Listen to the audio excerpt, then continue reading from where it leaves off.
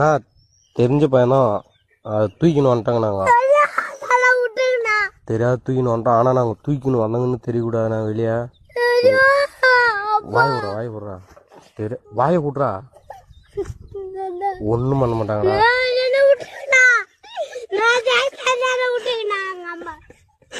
ஒன்றும் பண்ண மாட்டாங்கடா. காரில் எடுத்துன்னு போவாங்க.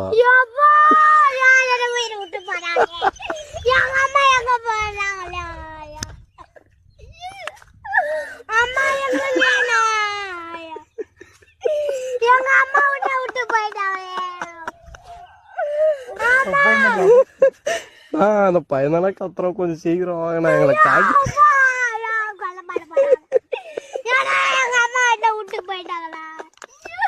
என்ன பண்ண போறேன்?